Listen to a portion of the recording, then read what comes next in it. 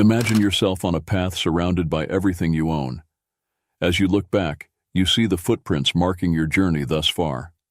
This path is your life, and each step reflects a choice, a moment, a memory. Now imagine that to move forward, you must cross a narrow bridge where only the essentials can be carried. This is your first test, detachment. Lewis, in his magical Tales of Narnia, teaches us a powerful lesson about crossing portals to unknown worlds, leaving behind what no longer serves. He shows us that often, the greatest adventures and most precious treasures lie beyond the material, in experiences that touch our souls and draw us closer to God. Are you ready to evaluate what truly holds value in your life? Detachment does not mean abandoning love for people or the beautiful things God has given us. Rather, it is understanding that our hearts should not be imprisoned by them. We should not let our happiness depend on something we can lose.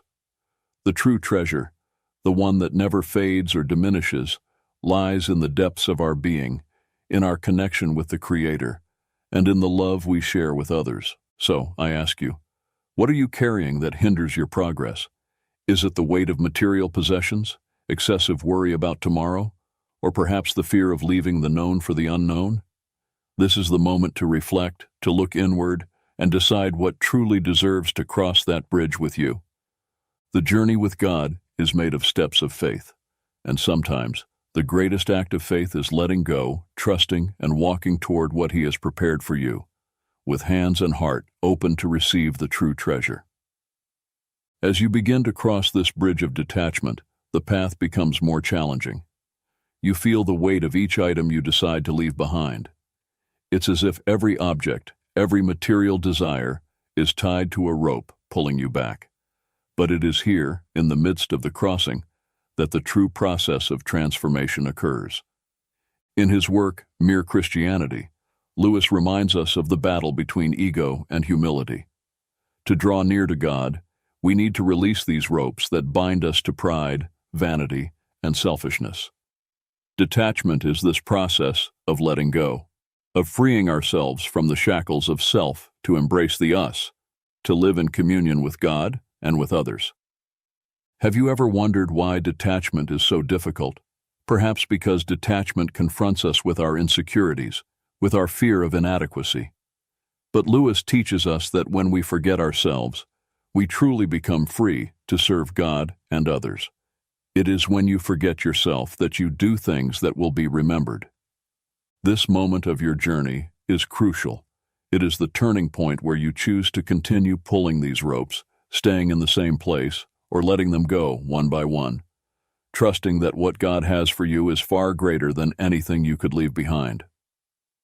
When you reach the end of the bridge of detachment, you look back and see how far you have come. Those things that seemed indispensable now seem distant, small. You feel a lightness, a peace that only comes when we let go of the temporary and focus on the eternal. Your reflections in The Screwtape Letters show us how greed and the desire for power can lead us astray from the path that leads to true happiness and contentment. Have you experienced the freedom that comes with living simply, cherishing blessings that are not of this world?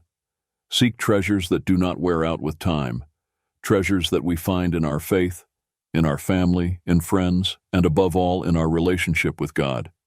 Do not aspire to be of value, but rather of inestimable value. On the path of faith, after learning about detachment, we are introduced to the next test, patience. This test begins the moment we recognize the difference between God's time and our own. Patience is not just about waiting, it's about knowing how to wait with faith and hope. In The Abolition of Man, we are challenged to think about character formation and the virtues that sustain a full and meaningful life. Patience is one of these virtues, a pillar that supports not only our faith, but also our ability to navigate life's ups and downs with grace and resilience. Have you ever found yourself praying for something, longing for an answer that seems never to come? In those moments, patience is tested. But it is also in those moments that we are invited to trust deeply in God, reminding ourselves that He sees the full picture of our lives, while we see only a part. Patience is not simply the ability to wait, but how we behave while waiting. How do you behave while waiting? Do you despair, doubt, or maintain faith, knowing that each moment of waiting is an opportunity to grow closer to God and strengthen your character? We choose to believe that God is in control, that His timing is perfect, and that He is working in our favor, even when we cannot see. This is the moment to look within and ask yourself, what is waiting teaching me? Am I becoming bitter or better?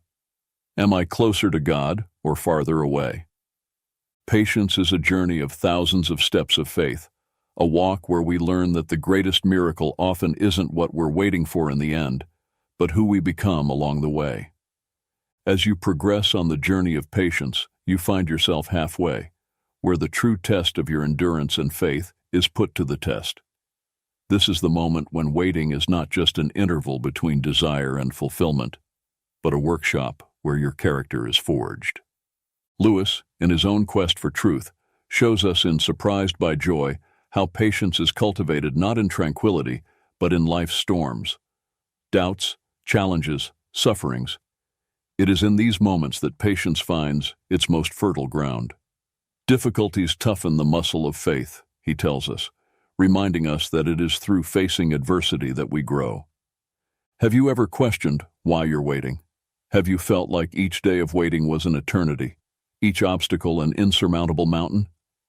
Patience calls us to live in the present moment fully, trusting that each step, each delay, each challenge has a purpose in God's greater plan for our lives.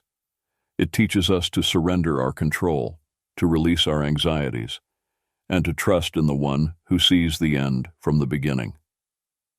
It is vital to remember that patience is not passivity.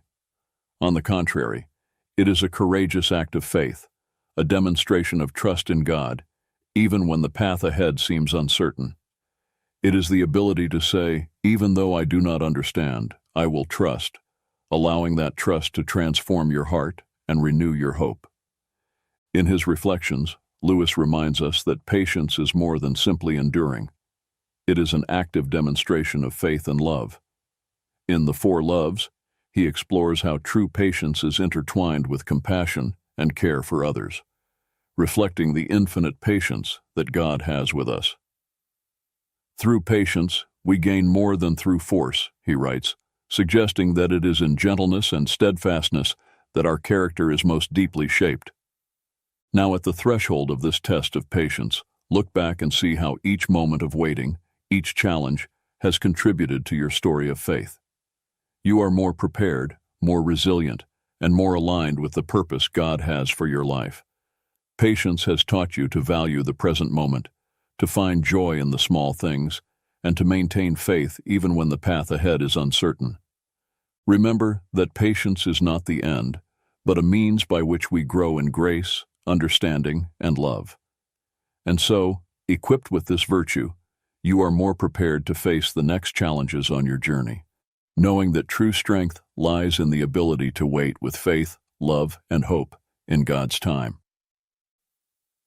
At the beginning of the journey of faith, you find yourself standing on the edge of a vast ocean, gazing into the unknown horizon. Faith, that step towards the unseen, the untouched, yet deeply felt, is your next challenge. Lewis, in Mere Christianity, speaks of faith as the art of holding firmly to what your reason has accepted, even when your emotions pull you in opposite directions. This is the starting point, a conscious choice to trust, even when the waves of doubt try to pull you down. Have you ever felt the call to believe in something greater than yourself, even when the world around you suggests otherwise? Faith begins with this call, a whisper that becomes a clamor within your heart, urging you to look beyond what is visible and find true meaning and purpose in God. Lewis challenges us to think of faith not as an escape from reality, but as a deeper understanding of it. Faith is the art of holding on to what your reason has accepted, despite your changing moods. This means that faith starts with a decision to trust in God and the truths He has revealed, even when our immediate experience seems to question those truths. This is the first step in the test of faith, recognizing that faith goes beyond the intellectual. It is a matter of the heart and will. Are you willing to take this step, knowing that you won't have all the answers, but trusting that God will guide you through the uncertainties? This first step is crucial because it lays the foundation for the journey ahead. It is the decision to say yes to God, to open your heart to the adventure He has for you, an adventure that will shape you, challenge you, and ultimately bring you closer to Him. So, as you gaze out into this ocean of faith before you, remember that every great journey begins with a simple step of faith.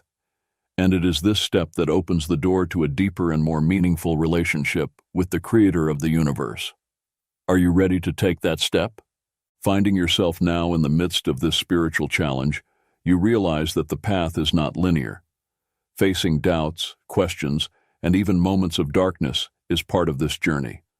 But it is precisely here, in this uncertain terrain, that your faith has the opportunity to deepen and truly strengthen. Lewis, in The Problem of Pain, addresses one of the most significant challenges to faith, the question of why God allows suffering. He suggests that through suffering, we are invited to look beyond the immediate, to seek a greater meaning, and to turn to God even when answers seem distant.